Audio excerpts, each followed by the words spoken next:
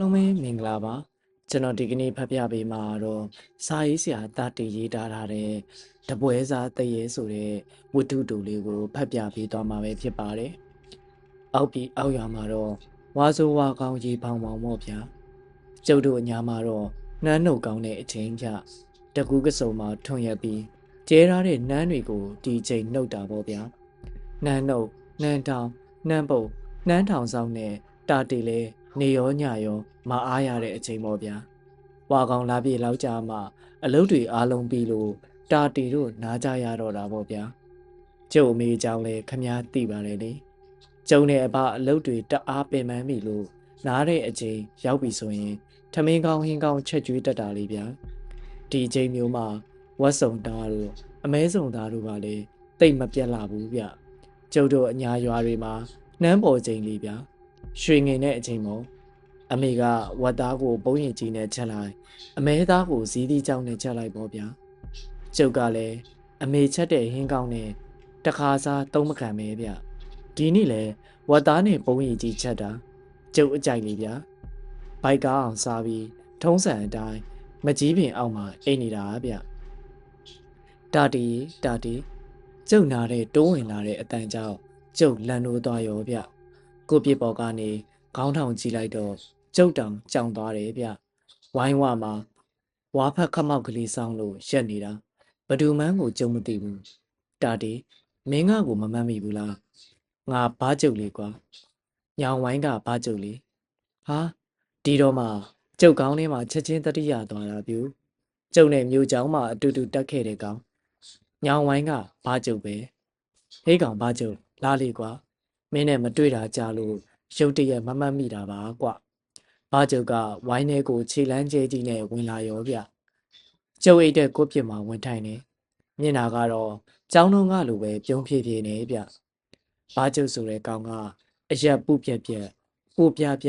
မျက်နာကလည်းပြပြပဲဗျ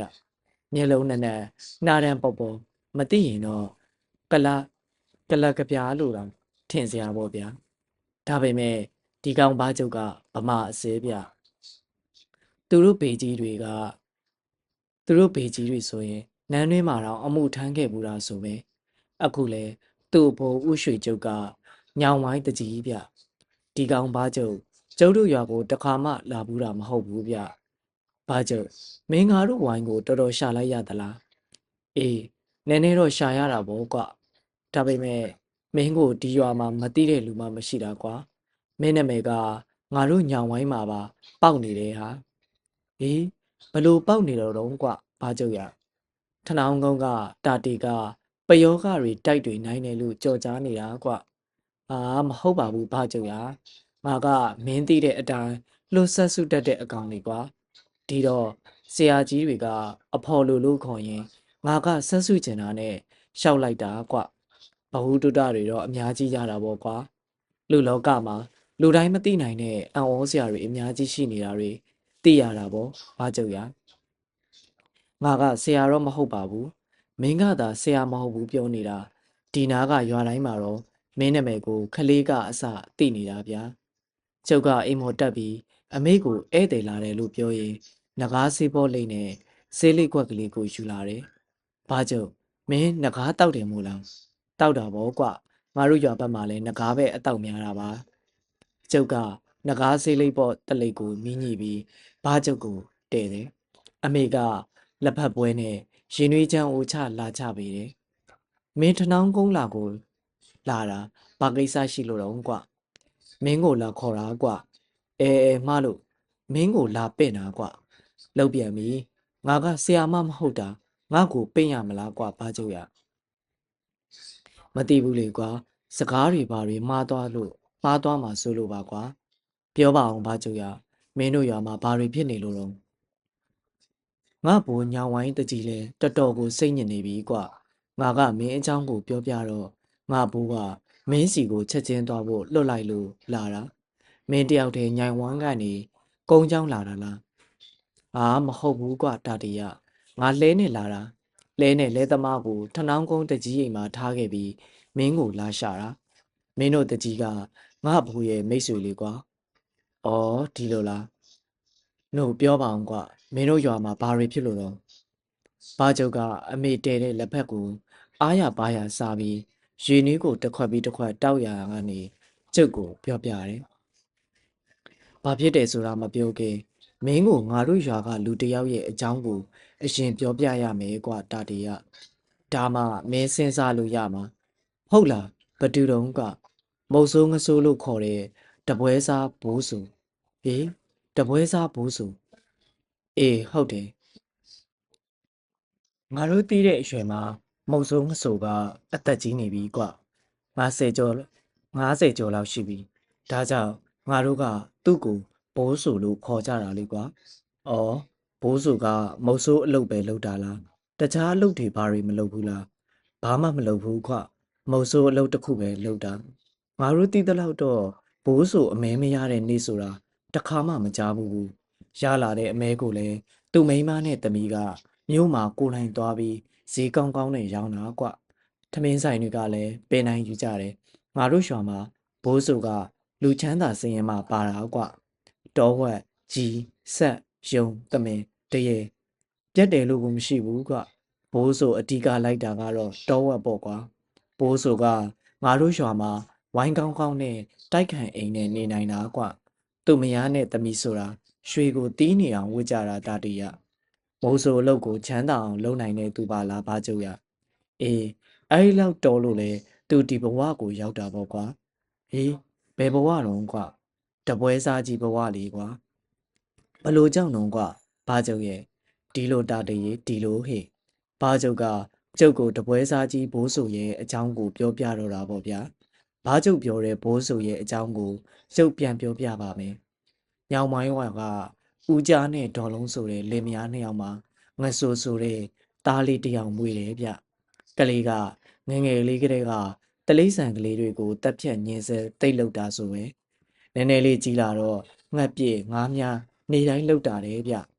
တိုးထက်နည်းနည်းလေးကြီးလာတော့ရုံထောင်ကြောင်ထောင်လောက်တာဆိုပဲထူးဆန်းတာကငဆိုမှုရုံထောင်ရင်မရဘူးဆိုတာတခါမှမရှိဘူးတဲ့ဗျငှက်ပြည့်ရင်လဲလွတ်လက်တဲ့တာတဲ့သူ့အဖေဦးကြားကလည်းတတဝါတွေကိုမတတ်ဖို့ပြောဆိုဆုံးမပေမဲ့ဘလို့မှမရဘူးလေဗျဒါနဲ့သူ့အဖေဦးကြားကဘာသာတရားကိုနားလည်အောင်ဆိုပြီးရွာဦးကျောင်းမှာသင်ခန်းစီပေးလိုက်တာကိုရင်ဝေကြီးနဲ့ငှက်ပစ်လို့ဘုန်းကြီးကချက်ချင်းလူထွက်ခိုင်းနေဆိုပဲသူ့ဖေရဲ့ຢာထဲမှာအလုတ်လုတ်ခိုင်းပေမဲ့ငဆိုကຢာအလုတ်ကိုစိတ်ဝင်စားပဲလင့်ရင်လက်တလို့တောထဲဝင်ပြီးအမဲပဲလိုက်တော့တယ်ဟာနောက်တော့တောတွေတောင်တွေကိုနှံ့နေအောင်သွားတက်လာပြီးဘယ်နားမှာဘာရှိတယ်ဆိုတာကိုငဆိုကအကုန်သိနေတော့တာတဲ့ဗျာမိဘတွေကွယ်လွန်သွားတော့ငဆိုကမုံဆိုးကြီးလုံးလုံးဖြစ်သွားရောတယ်ဗျာသူမိဘရဲ့ຢာတွေကိုအပြတ်ရောင်းပစ်လိုက်ပြီးမုံဆိုးပဲလှုပ်တော့တာတဲ့ဗျာနောက်တော့အိမ်အောင်ကြကလေးတယောက်ရတယ်ငဆိုကနေကိုဆိုဖြစ်လာတယ်ကိုဆိုကနေဥဆိုဖြစ်လာတာပေါ့ဗျာမုံဆိုးဥဆိုကလူပြောများတဲ့ကိစ္စတစ်ခုရှိတယ်ဗျသားကောင်တွေဘာတွေရရင်မပြေးနိုင်အောင်ဓားကောက်ကြောကိုဓားနဲ့ဖြတ်ထားတယ်ဆိုပဲမသေးမရှင်ရတဲ့သားကောင်ဆိုရင်ရရဆက်ဆက်ကိုတတ်တာတယ်ဗျာတခါတလေဆိုရင်ရုံကိုအရှင်လက်လက်ရေကုန်စုပ်တာတဲ့မုတ်ဆိုးတက်တန်းကြာလာတဲ့နဲ့မြဥဆိုရဲ့မျက်နှာကြီးဟာနေနေရဲရဲချမ်းချမ်းတန်းတန်းကြီးဖြစ်လာတာဆိုပဲမုတ်ဆိုးဥဆိုပါဇက်ကလည်းငကိုကလေးကပြဲရတဲ့အထင်မှာပိုပြဲလာတယ်တဲ့ဗျာပါဇက်တဲကသွားတွေကလည်းချွန်ထက်လာပြီးကျိုးတို့ကျဲတယ်ဖြစ်လာတာဆိုပဲကိုယ်ပေါ်မှာပေါက်နေတဲ့အမွှေးမြင်တွေကလည်းကြမ်းကြမ်းကြီးတွေဖြစ်လာတာလေပြိုခေါင်းကဇပင်တွေကလည်းရှေရှေဘားလျားကြီးတွေကြလို့တဲ့တရွာထဲနေတဲ့လူတွေတောင်ဥဆိုကိုရုတ်တရက်မြင်ရင်လမ်းဖြန့်သွားကြတာဆိုပဲဥဆိုကလူကြီးတာကျမ်းတာဥဆိုကလူကြီးတာကြမ်းတမ်းလာသလားချမ်းလဲချမ်းသာလာတယ်ဆိုပဲညောင်ဝိုင်းကလူတွေကတော့တောထဲမှာဓမြတွေမြုပ်ထားခဲ့တဲ့ပစ္စည်းတွေဥဆိုရလို့ချမ်းသာလာတာလို့ပြောကြတယ်ဘဒူးမှအတိအကျသိတာမဟုတ်ဘူးလေဗျတဖြည်းဖြည်းနဲ့ဥဆိုကအသားတွေငါးတွေကိုကြက်အောင်ချက်ထားရင်မစားတော့ဘူးလေဗျသူ့မိန်းမကိုဟင်းဘလို့ချက်တာတော့ဆိုပြီးကျိန်းမောင်းတော့တာပဲတဲ့နောက်တော့သူ့မိန်းမကသူ့အကြိုက်ကိုတီးသွားပြီးဟင်းကို သွေးတွေတန်တွေနဲ့မကြက်တကြက်ချက်ကျူးရင်စားတော့တာပဲဗျာနောက်ကြတော့အိမ်မှာထမင်းမစားတော့ဘူးလေပြိုငါတောထဲမှာယုံသားကင်စားလာတယ်လို့တောချက်ကင်ပြီးစားလာတယ်လို့ပြောပြီးထမင်းဟင်းတွေလုံးဝမစားတော့ဘူးလေဗျတရက်တော့ရွာတွေကလူငယ်တယောက်ကဦးဆိုရဲ့မိန်းမကိုတူတူလာပြောတဲ့အမိရီးမယ်ပူကျုပ်တောထဲထင်းသွားခုတ်တာဘိုးဆိုကိုတွေ့ခဲ့တယ်ကျုပ်တပင်ခွဲပြီးချောင်းကြည့်တာဗျဘိုးဆိုကအသားစိမ့်တွေကိုညင်ရင်ရှက်ရီစားနေတာအကြီးอ่ะဦးဆိုရဲ့မိန်းမကလည်းဒီကိစ္စကိုရိပ်မိနေတာတယ်ဗျသူ့ယောက်ျားအိပ်ပျော်သွားတဲ့အခါပါဇက်ကသားစိမ့်နှံ့ကြီးအမြဲထွက်နေတာတဲ့အိမ်မမိသားစုဝိုင်းထိုင်ပြီးစကားပြောတဲ့အခါဟဲ့မေပူနင်တို့သားအမိငါနဲ့ဝေးဝေးနေကြစမ်းနင်တို့ငါနာကတ်ရင်ငါပူတယ်ပြီးတော့နင်တို့အနံ့တွေငါမခံနိုင်ဘူးတမျိုးပဲလို့ပြောတဲ့ဗျဒေါ်မေပူရဲ့အတူတူလဲမအိပ်တော့ဘူးတဲ့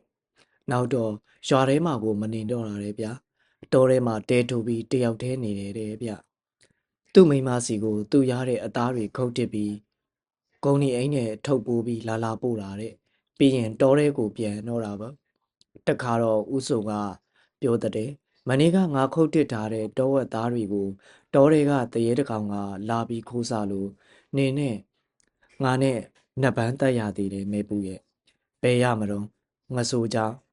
အကောင်းကောင်းတည်တော့တာပေါ့တရေဆိုတာငါလက်သီးစားမိပြီးတောထဲကိုတကြိုးတည်းပြေးဝင်တော့တာပဲကိုစုရှင်ကတရေနဲ့နတ်ပန်းလုံးရအောင်တရေကိုမြင်ရလို့လားဟဲ့မေပူရဲ့ငါတရေမြင်ရတာကြပြီဟဲ့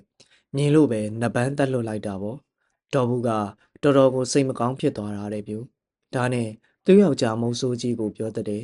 ကိုစုရဲ့ရှင်ဒီအလုပ်တွေကိုရက်လိုက်ပါတော့ကျုပ်ရှင်ကိုဒီအလုပ်ဆက်မလုပ်ဖို့ပြောခဲ့တာလဲကြပါပြီရှင်ဒီတိုင်းဆက်သွားရင်ရှင်ဒုက္ခအကြီးကျယ်တွေ့လိမ့်မယ်တော့ဒေါ်မေဘူးကပြောတော့ဦးဆိုကခေါင်းကြီးငုပ်ပြီးမျက်ရည်တွေကျတယ်တဲ့ဗျာပြီးတော့ပြောတယ်တဲ့မေဘူးငါအကြောင်းငါသိတယ်ငါဒုက္ခတွေ့မယ်ဆိုတာလဲငါကောင်းကောင်းသိတယ်ဒါပေမဲ့မေဘူးညီးမသိဘူးငါကလူပြစ်ကလေးကမတက်ရမဖြတ်ရရင်နေလို့ရတာမဟုတ်ဘူးအခုဒီအတိုင်းပဲငါအမဲမပြစ်ရရင်နေလို့ကိုမရတာဒါဆိုရင်လဲကိုဆိုရဲ့ရှင်ဒီအလုပ်ကိုခဏဖြစ်ဖြစ်ရက်လိုက်ပါတော့ကျုပ်တို့မှာစီးစိမ်ဥစ္စာဆိုတာလဲစားလို့မကုန်တော့ပါဘူးကျုပ်တို့မိသားစုလဲစားလို့မကုန်တော့တာပါဘူးကျုပ်တို့မိသားစုမြမပြည်အနှံ့ဖျားတွေရှောက်ဘူးကြရအောင်ကြားကျင်တလောက်ကြာဖို့တော့တကယ်တော့ဒေါ်မေပုကသူ့ယောက်ျားများစိတ်ပြောင်းသွားမလားဆိုပြီးကြံကြည့်တာဗျဟဲ့မေပုငါဘေဖျားမှမသွားဘူးဘာဖြစ်လို့တော့ဆိုတော့ငါဖျားတွေမမြင်ရတော့တာကြာပေါ့ရှင်ဘလို့ကိုဆိုဟုတ်တယ်မေပုဒီနီးတဝိုက်ကဖျားတွေစီတွေငါတဆူမှမမြင်ရတော့တာကြာပြီဟဲ့နင်တို့စိတ်မကောင်းဖြစ်မှာဆိုလို့ငါမပြောတာဖျားကိုမမြင်ရလို့ကင်ကြည့်ရင်ရောရသလားဆိုပြီးငါကင်ကြည့်တယ်ဘာကိုမှမကင်လို့ဘူးလေကိုပဲထိတယ်ဒီတော့နင်တို့ဖူးကျင်တဲ့ဖျားကိုသွားဖူးကြပါငါတော့လိုက်လဲအပူပဲနေမှာမလိုက်တော့ဘူးဒေါ်မယ်ဘူးဆိုတာဒီအကြောင်းကိုသိတာနဲ့ငိုတော့တာပေါ့ဗျာတဖြည်းဖြည်းနဲ့ဘိုးဆိုကတောကြီးတော်တော်လုံးဘယ်နေရာမှာဘာကောင်ရှိတယ်ဆိုတာကအစားမျက်စိနဲ့မြင်တယ်လို့ကိုသိတော့တာဗျဒီတော့အနီးနားမှာရှိတဲ့မုတ်ဆိုးတွေကဘိုးဆိုတဲကိုလာပြီးဒီနေ့ဘယ်မှာအမဲလိုက်ရမယ်ဆိုတာလာပြီးမေးတော့တာလေဗျာဘိုးဆိုကလည်းဘဲတောင်ကိုတက်ဘဲအပင်အောက်မှာပုံပြီးဆောင်ဘာကောင်းလာလိမ့်မယ်အချိန်ဘလောက်စီးတယ်ဆိုတာကအစပြောနိုင်တာဗျမုတ်ဆိုးတွေကလည်းသူပြောတဲ့အတိုင်းသွားပြည့်ရင်မရဘူးဆိုတာတခါမှမရှိဘူးတဲ့ဗျအမဲရလာရင်လေဘိုးဆိုအတွက်အသားအကောင်းကိုဖက်နဲ့ထုတ်ပြီးဥဥပြပြဝင်ပို့သွားကြတာတဲ့ဘိုးဆိုကလည်းမုတ်ဆိုးတွေပေးတယ်သွေးစိမ့်ရှင်ရှင်နဲ့အသားတွေကိုအားရပါရကိုအစိမ့်လိုက်စားတယ်ဆိုပဲနောက်တော့မုတ်ဆိုးတွေမဟုတ်တော့ဘူးဗျရွာတွေကလူတွေကပါဘိုးဆိုကိုဘေးရင်မေးသလိုမေးကြတာဆိုပဲဘိုးဆိုကလည်းအားလုံးသိနေတဲ့ပုံပဲဗျဘိုးဆိုပြောရင်မှန်မှန်တာမရှိဘူးဆိုပဲဘိုးဆိုရဲ့ရုပ်ကြီးကလည်းတဏီတခြားပြောင်းလာတာငကိုရုပ်လုံးဝမရှိတော့ဘူးလေဗျသူ့သားမယားစီကိုလာတဲ့အခိုက်တံမှာလူတွေလာဆောင်ပြီးမေးကြမြန်းကြတာလေဗျဘိုးဆိုကလည်းသူ့အနာကိုလူတွေတယောက်မှအကတ်မခံဘူးလေဗျ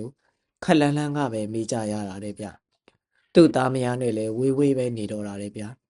နောက်တော့ဘိုးဆိုက ဘယ်နေ့မိုးရွာမယ်ဘယ်နေ့လေပြင်းတိုက်မယ်ကအစားကြိုပြောတော့ရှားလုံးတဲ့တူတွေအတွက်လည်းကြိုပြီးပြင်လို့ဆင်လို့ရကြတာပေါ့ဗျာတချို့ဆိုရင်ဘိုးဆိုစောင်းလျှောက်ပါဆိုပြီးအသားစိမ်းတစ်ထောင်တောင်မြောက်ပြီးဘိုးစုကိုပါတာတဲ့အဆင့်ထိရောက်လာတာတဲ့ပြူဘိုးစုကလည်းတောထဲမှာနေပေမဲ့သူ့ကိုဘသူတွေပါတာနေတယ်ဆိုတာသိတဲ့နောက်တော့ဘိုးစုသူ့အိမ်ကိုပြန်မလာတော့ဘူးလေဗျလူတွေကဘိုးစုကိုမေးကျင်စမ်းကျင်လို့ဘိုးစုနေတဲ့တောထဲကတဲကိုလိုက်တော့လေတဲမှာဘိုးစုမရှိတော့ဘူးလေဗျဘိုးစုပျောက်သွားပြီး10ရက်လောက်ကြာတော့မှတညမှာညောင်ဝမ်းရွာတရွာလုံးမှာရှိတဲ့ခွေးမှန်သမျှတပြိုင်တည်းထပြီးဥတော့တာတော့ပဲဗျာတချို့ခွေးတွေကအတန်ရှည်ကြီးဆွဲပြီးဥတာတယ်ဗျဒါနဲ့ဒေါ်မဲပုနဲ့သူ့သမီးမစုံလို့လဲအိမ်ရှိဝိုင်းနဲ့ဆင်းကြည့်ကြတယ်ဆိုပဲဟဲ့မဲပုငါနေတို့ကိုစိတ်မချလို့လာကြည့်တာလို့ပြောလိုက်တဲ့ဘိုးစုရဲ့အတန်ကြီးကိုသားမီးနှစ်ယောက်ကြားလိုက်ကြတဲ့ဟင်ကိုစုရှင်ပဲမှာတော့မဲပုရဲ့ငါနဲ့အနာမှာပဲဒါပေမဲ့နင်တို့ငါ့ကိုမြင်ရတော့မှမဟုတ်ဘူးငါကလူစစ်စစ်ကနေတရေဘဝကိုမသိပဲကူးသွားပြီအေးလေဒါကတော့ငါအကြောင်းပေါ့မေပုရဲ့ညီတို့သားမိကြဲကြဲမာမာရှိရလားလို့ငါလာကြည့်တာပါနင်တို့စီကိုတခါလာဖို့ဆိုတာမလွယ်တော့ဘူးအထက်ကဆိုင်ရာပုံကိုယ်ရီစီမှာခွင့်တောင်းပြီးမှလာရတာဒါပေမဲ့မပူပါနဲ့နင်တို့သားအမိရောဟောဒီညောင်ဝမ်းရသားတွေကိုရောငါစောင့်ရှောက်နေပါတယ်ကဲငါကြနေလို့မရဘူးသွားပြီလို့ပြောပြီးအတန်ပြောက်သွားတာလေပြိုနောက်တော့တလနေမှတခါနှစ်လနေမှတခါပဲလာတော့တာတဲ့သူလာတဲ့ညဆိုတရွာလုံးကခွေးမှန်သမျှခွေးဟိုကြီးတွေကနေစပြီးခွေးပေါက်ကလေးတွေအထိတပြိုင်နက်တည်းဥတော့တာတဲ့ပဲဗျာဟာဘိုးဆိုလာပြီးဟေးဆိုပြီးရွာတွေကလူတွေကဝိုင်းနေဆင်းပြီးပြောကြဆိုကြတဲ့တချို့လဲဘိုးဆိုကိုဘာဖြစ်သွားမှမသိပဲထိုင်ပြီးရှ िख ူးတဲ့သူကရှ िख ူးကြတာတဲ့ပြုတခါတလေဘိုးဆိုကရွာသားတွေကြောင်းခြေတံကြီးပေးပြီးလာတာတဲ့ဗျဘိုးဆိုရဲ့ခြေတံကြီးကတပုံးပုံးနဲ့မြေတောင်တုံမတက်ပဲတဲ့ဗျဒါဆိုရင်တော့ဘိုးဆိုဘယ်နာမှရှိတယ်ဆိုတာသိနေကြပြီးဝိုင်းနေထွက်ပြောကြဆိုကြတော့တာပဲဗျမဲဘူးနဲ့မဲဆုံငါနေတို့စီကိုလာနိုင်တော့မှမဟုတ်တော့ဘူးငါကိုအထက်ပုဂ္ဂိုလ်တွေကတာဝန်တစ်ခုပေးလို့တရက်တကြီးကိုငါသွားရမယ်ဘယ်လောက်ကြာမယ်ဆိုတာငါမသိဘူးငါဒီရက်ကိုပြန်ရောက်လာရင်တော့နင်တို့ရှိကြမှာရှိတော့မှာဒီတော့ငါနင်တို့ကိုအပီးနှုတ်ဆက်သွားပြီလို့ပြောတော့ဒေါ်မဲပုနဲ့သူ့သမီးမဆုံတို့ကဝမ်းနေပြီးရှိုက်ကြီးတငင်ငိုကြတော့တာပေါ့ဗျာမငိုနဲ့မငိုကြနဲ့နင်တို့ငိုတော့ငါလည်းစိတ်မကောင်းဘူးဖြစ်သမျှအကြောင်းပေါ့လေကဲငါသွားပြီဆိုပြီးအတန်ပြောက်သွားတယ်အဲ့ဒီညကစပြီးတလားတစ်ခါဥတဲ့ခွေးတွေလည်းလုံးဝမဥတော့ဘူးတဲ့ဗျာဘိုးဆိုမလာတော့ဘူးဆိုတာကိုညောင်ဝိုင်းတရွာလုံးကတီးကြတာပေါ့ဗျာအကြီးမယ်တို့သားမိလဲဘိုးဆိုမလာတော့ဘူးဆိုတာသိကြတော့သူတို့တိုက်နေဝိုင်းကိုရောင်းပြီးရွာဦးကျောင်းဆရာတော်ကိုကျောင်းတစ်ဆောင်ဆောက်ပြီးလူကြတယ်။ကျောင်းဝါမှာ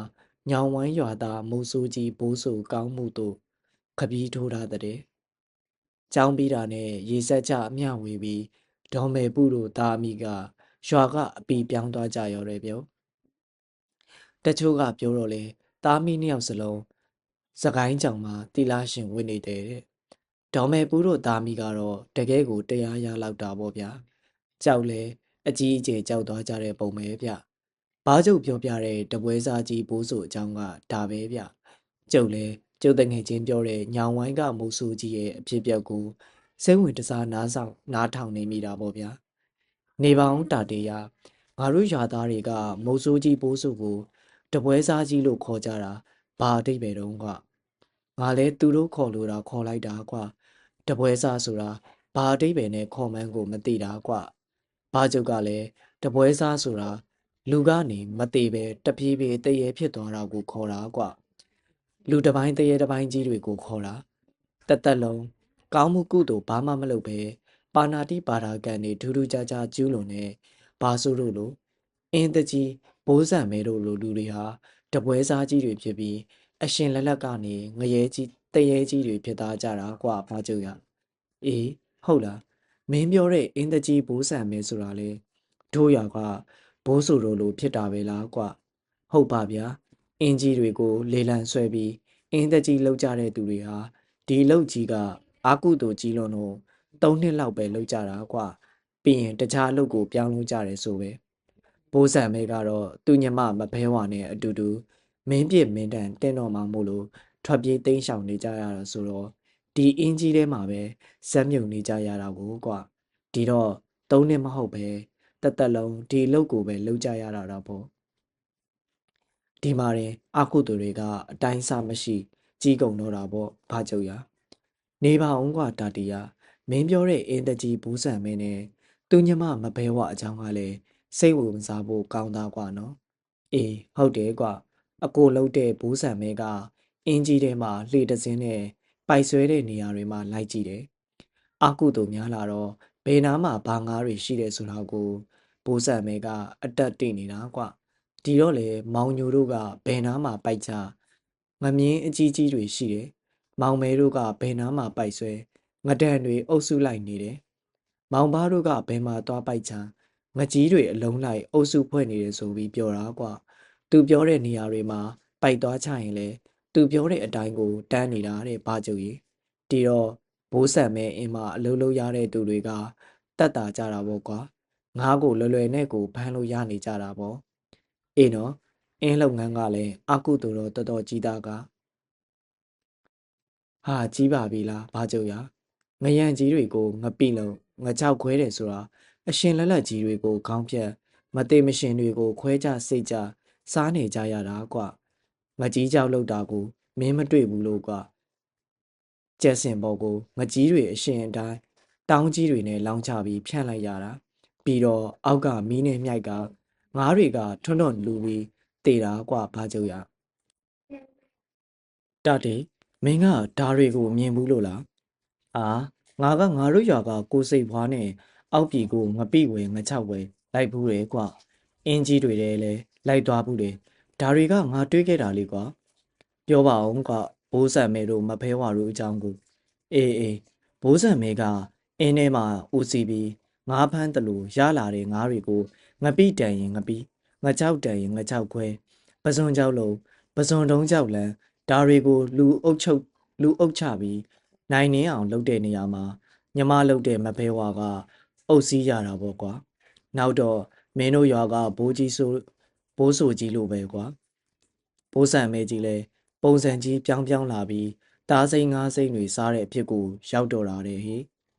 တစေတရေဆိုတာကိုဒီအတိုင်းမြင်နေရတာတဲ့ဘာကြူကြီးသူ့အင်းထဲမှာ9 လခိုးတဲ့တရေတော့တေလူမျောပါကိုခံရတာတဲ့ဟေအတင်းရည်တဲ့စင်အတင်းဝင်လုံးနှစ်ပန်းသက်လက်ဝိတ်ထုံးနဲ့တရေလဲငဲတန်းပေါင်းအော်ပြီးပြေးရရောတယ်ဟေဘိုးဆိုလိုပါပဲကွာသူလဲနောက်ဆုံးလူအကောင်တဲ့ကြီးပြောက်ပြီးသူညမကအတန်မဲကြားရတော့တာတဲ့နောက်ဆုံးတော့လုံးဝကိုလာလို့မရတော့ပဲအထက်ပုဂ္ဂိုလ်တွေစီစဉ်တဲ့အတိုင်းနေရတာပေါ့ကွာသူ့ဦးညမမဖဲဝါကရောဘာကျုပ်ကလည်းမဖဲဝါကလည်းအာကုသူတွေအများကြီးလုပ်ခဲ့တာပဲလေ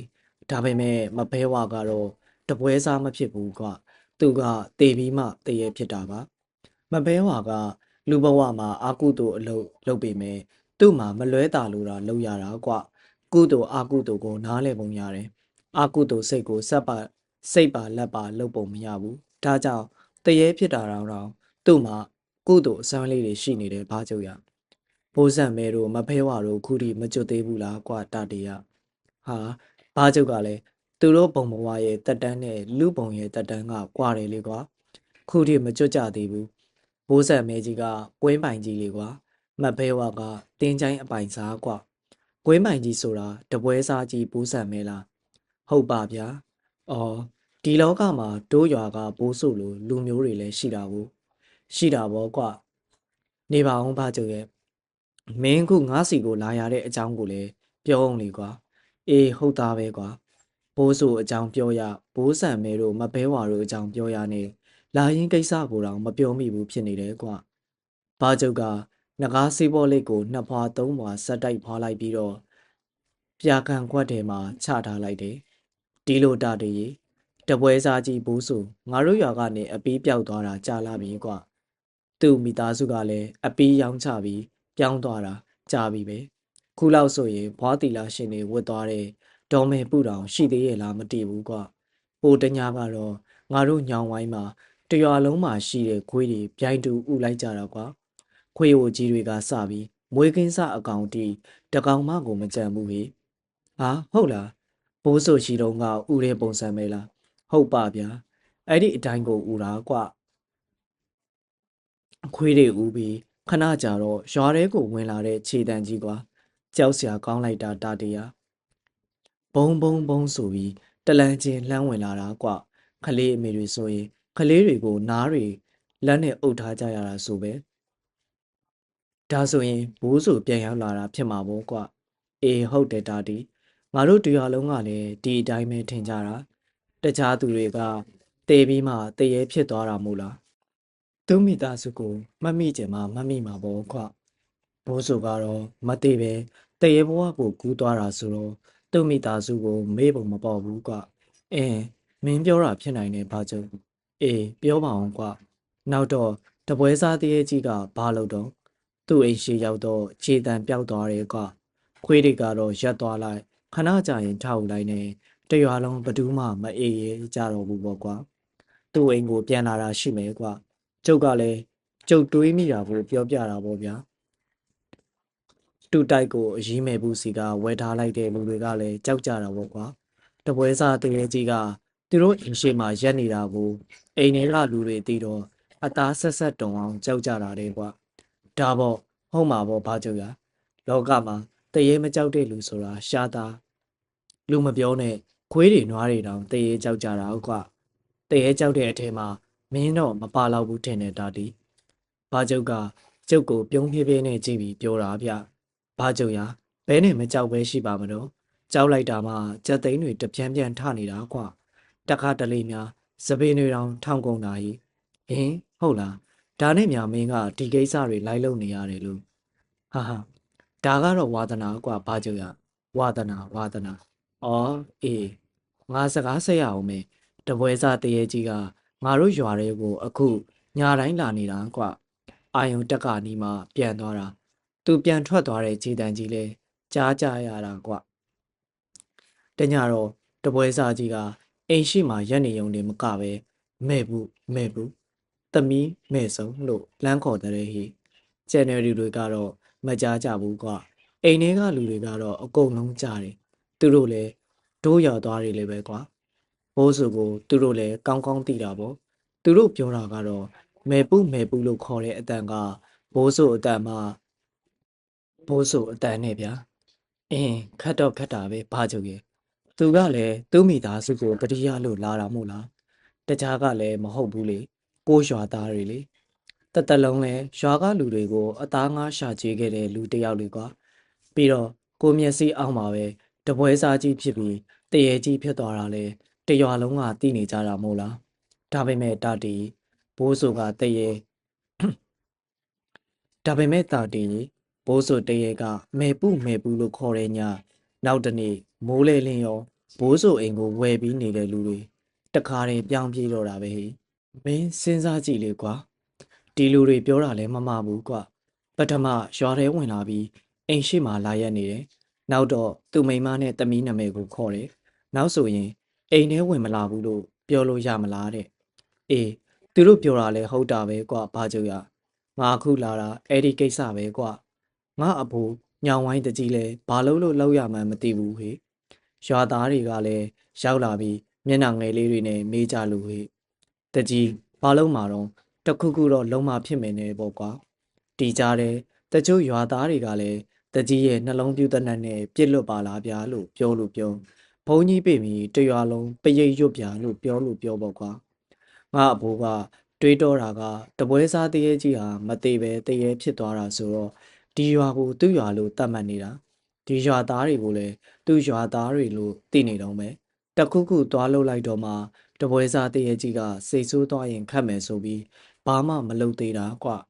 အေးမင်းအဖိုးတကြီးဥရွှေကျုပ်တွေးတာမှန်တယ်ကွာဘာကျုပ်ရတွေးတာတော့မှန်တယ်ကွာတာတေးဒါပေမဲ့အခြေအနေတွေကအခုအရန်ဆိုးသွားပြီဟေးဘာတွေဖြစ်သွားလို့တော့ငါဘိုးက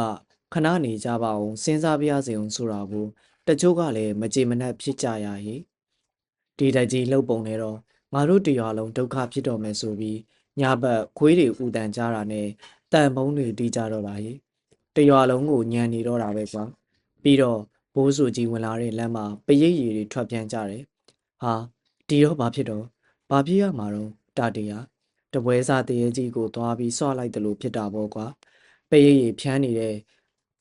ကိုကြောင်တိုးဆိုတဲ့လူကိုစောင့်တုံပစ်လိုက်တာနေရာမှာတင်ပွဲချင်းပြီးသွားပါရောလားအေးဟုတ်လားကိုကြောင်တိုးဆိုတဲ့လူရောတေးလားအော်ပွဲချင်းပြီးပါဆိုတာတရားပြီးတော့ဝိုင်းထဲမှာထွက်ပြီးတန်ပုံးတီးနေတဲ့မလုံးဆိုတဲ့မိန်းမကိုတော့တွေးရည်နဲ့ပတ်ပစ်ခဲ့တာတကူလုံးကိုရဲသွားတာဟိဟာတပွဲစားကြီးတအားစိတ်ဆိုးသွားပြီကွာမင်းတို့ရွာတော့မလွယ်ဘူးထင်တယ်သူ့မိန်းမနဲ့သမီးကိုလည်းရှာလို့မတွေ့ဒီကြားထဲရွာကသူ့ကိုတန်မုံတီထုတ်ပရိတ်တွေဖြန်းနေဆိုတော့တအားဒေါသဖြစ်သွားတာပေါ့ကွာအဲ့ဒါငါအဖိုးညောင်ဝိုင်းတကြီးမင်းဥရွှေကျုပ်ကဟောဒီကဆရာကိုတာတီကိုပင့်ခိုင်းလိုက်လို့လာပင့်တာပေါ့ဗျာလှုပ်ပြန်ပြီးဒီပင့်တာကြီးကအမေနဲ့အဘကိုပြောပြီးကျုပ်ဘားကျုပ်နဲ့ညောင်ဝိုင်းကိုလိုက်ခဲ့တယ်ဘားကျုပ်တို့လဲကိုမောင်းတာကညောင်ဝိုင်းကစိန်ကောင်းကိုတန်းတယ်ဗျလဲမောင်းတာလွတ်ကျန်းတဲ့လူပေါ့ဒါပေမဲ့ကျုပ်တို့ညောင်ဝိုင်းကိုရောက်တော့မိုးတော်တော်ချုပ်နေပြီတကြီးဥရွှေကျုံနဲ့ကျုပ်စကားပြောတယ်ပြီးတာနဲ့ကျုပ်နဲ့ကျုပ်တငယ်ချင်းဘားကျုပ်ထမင်းအတူတူစားတယ်ထမင်းစားပြီးတော့ကျုပ်ကမျက်ကွင်းစေးကွင်းပြီးတပွဲစားတရေကြီးဘိုးဆိုရဲ့တိုက်ကလေးကိုထွက်လာခဲ့တယ်တကြီးအမိတ်နဲ့တိုက်ပိုင်ရှင်တွေကတော့လာပေးထားတော့ကျုံနဲ့ဘားကျုပ်ကအစင်သေးဖွင့်ပြီးအိမ်ပေါ်တက်မှာနေရာယူထားကြတာပေါ့ဗျာဟောခွေးတွေဥပြီးပြိုဘားကျုပ်ပြောတဲ့အတိုင်းပါပဲရွာထဲမှာရှိသမျှခွေးကိုခွေးမင်းခွေးဖို့ကြီးခွေးအပွားကြီးတွေကစပြီးခွေးလူပြိုခွေးအပြိုခွေးအိမ်တော်တဲ့ခွေးပေါက်ကစားကနေအစားအတန်မျိုးစုံတွေကိုနေရာအနှံ့ကတပြိုင်နက်ကိုဥတော်တာပြိုဟောကြားပြီပြိုခြေတန်ကြီးကြားနေရပြီရွာထဲကိုရှောက်ဝင်လာတာဗျခုတော့တန်ပုံးလည်းမတီးဝန်းတော့ဘူးဗျပရိတ်ရည်လည်းထွက်မပြန်းတော့ဘူးတရွာလုံးအိမ်တကားတွေပိတ်မိကွက်တွေမှုတ်ပြီးငြိမ်လေးလိုက်ကြတာဗျလူမနေတဲ့တစားပြင်ကြီးကြနေတာပဲလူဘဝကိုကဒီအတိုင်းပဲဗျရဲပြီဆိုရင်လည်းလူလောက်ရဲတာမရှိဘူးဗျကြောက်ပြီဆိုရင်လည်းလူလောက်ကြောက်ကြတာမရှိဘူးလေဟောရောက်လာပြီခြေတံကြီးကအိမ်ရှိတက်တဲမှာရက်သွားပြီးကျုပ်ကအစင်တစ်ရှာထားတဲ့ပြတင်းတကားကြားကအပေါက်ကလေးကနေချောင်းကြည့်လိုက်တယ်အောင်မလေးဗျာကျုပ်လန့်အောင်ပြီးတော့မလို့ပြိုစိတ်ထဲမှာတော့អော်လိုက်မိတာပေါ့ဗျာနည်းနည်းနောအကောင်ကြီးမှမဟုတ်တာဗျာအရက်ကြီးကတကယ်ကိုထမ်းပင်လောက်ရှိတာပြိုခြေထောက်ကြီးတွေကတစ်ပင်ကြီးလောက်ရှိတယ်နေရဲနေတဲ့မျက်လုံးကြီးတွေကပကံလုံးအကြီးကြီးတွေမောက်ထားသလားမှတ်ရတယ်ပါဇက်ပြဲကြီးထဲမှာအဆွဲကြီးတွေမှာအရှိကြီးကိုထွက်နေတာဗျာတပွဲစားတရေကြီးကသူ့ဝိုင်းရှိမှာမမကြီးရက်ပြီးသူ့အိမ်ကိုစိုက်ကြည့်နေတာတယ်ဗျာဘာကျုပ်ကတော့ဘာမှမမြင်ရဘူးပေါ့ဗျာကျုပ်ကသာမျက်ကွင်းစေးကွင်းထားလို့မြင်နေရတာဘာကျုပ်ကတော့ကျုပ်လက်မောင်းကိုကြစ်ကြစ်ပအောင်ဆုပ်ထားတယ်တပွဲစားတရေကြီးကပါဇက်ပြဲကြီးကိုဟာပြီးရှာနီနီကြီးတွဲလောင်းကြလို့ဗျဟာငိုနေတာဗျငိုနေတာရင်ဘတ်ကြီးလိုက်ပြီးရှိုက်ငိုနေတာပြိုကျုပ်တောင်မျက်ရည်ဝိုင်းလာတယ်မဲဘူးမဲစုံနင်တို့ဘယ်ရောက်သွားကြတာတော့တရေကြီးပြောတာကိုကျုပ်ကတော့ကြားရတယ်ဘာကျုပ်ကတော့ကြားဖို့မပေါ်ဘူးဗျမနဲ့လင်းအားကြီးအထိဘိုးဆိုတရေကြီးကငိုနေတော့ဗျလူစင်စစ်ကနေဒီလိုပုံစံကြီးကိုမသေးပဲပြောင်းသွားတာတော့ကျုပ်အံ့ဩလို့မဆုံးတော့ဘူးဗျဟောသွားပြီပြိုသွားပြီတပွဲစားကြီးခြာကနေလှည့်ပြီးရွာတွေကပြန်ထွက်သွားပြီခွေးတန်ဆုံဦးတန်ကလည်းတရွာလုံးကိုညံသွားတာပြိုနောက်တနေ့မှာစီစဉ်စရာတွေအားလုံးစီစဉ်ထားလိုက်တယ်ည9နာရီမှာညောင်ဝိုင်းကနက်ကတော်ဒေါ်ကျင်ပုကိုခေါ်ပြီးညောင်ဝိုင်းတင်းချိုင်းထဲမှာမဘဲဝါကိုပင်ရတယ်စားပွဲတောက်ပွဲနဲ့ကျွေးမွေးပြီးအကျိုးအကြောင်းစုံပြောပြရတယ်ပရိတ်ရိပ်ဖြန်းတဲ့ကိုကြောင်တိုးတေတာကအစားတန်မုံတိတဲ့မလုံးကိုတွေးရင်နဲ့ပတ်သွားတာပါမကြမ်းကျုပ်ကပြောပြလိုက်တယ်။တာတီမဆိုကတပွဲစားတရေအာကုတူတိတ်ကြီးတဲ့အကောင်သူ့အတွက်လူတန်းပေးလို့လည်းအပူပဲသူကျုပ်ဖို့ဆိုတာအဝေးကြီးလို့သေးတယ်။သူ့လိုတပွဲစားတွေကြတော့နမင်းကြီးတွေနဲ့ပဲဆိုင်နေငါနမင်းကြီးကိုခုချက်ချင်းသွားပြီးရှောက်ပေးမယ်။ဒင်းញိုင်းကပြန်လာတာနဲ့ နတ်ကတော်ကြီးကိုအိမ်ပြန်ပို့လိုက်တယ်ပြီးတော့ကျုံနဲ့ပါကျုံဘိုးဆိုတို့တိုက်ကိုတကားဖွင့်ပြီးဝင်လာခဲ့ရောဗျညတစ်ခေါင်လောက်ရောက်တော့ထုံးစံအတိုင်းပေါ့ဗျညောင်ဝိုင်းစာတီးစစ်စစ်ဖြစ်တဲ့ခွေးလောကကြီးတစ်ခုလုံးပူကြတာဗျတပွဲစားကြည့်လာပြီဗျဟောအိမ်ရှိကိုရောက်ပြီးမနေ့ကညကလိုပါပဲဗျမတ်တက်ကြီးရက်ပြီးရှိုက်ကြီးတက်ငင်ငိုနေပြန်တာပါပဲဗျခဏနေတော့အငိုရက်ပြီးဟိုကြီးဒီကြီးလုံနေတယ်ဗျမဲပူးနဲ့မိဆုံငါသွားရတော့မယ်နမင်းကြီးကိုယ်တိုင်ငါ့ကိုမိတ်ပေးနေပြီနောက်ဆိုရင်လူတွေနေတဲ့ရက်တဲရွာတဲကိုငါဝင်ခွင့်မရှိတော့ဘူးနင်တို့ကိုလွမ်းလို့တောင်မှဒီအိမ်ကိုလာကြည့်ခွင့်ရမှာမဟုတ်တော့ဘူးမဲပူးရင်နင်အချိန်ချင်းတတိပေးထားတဲ့ကြားက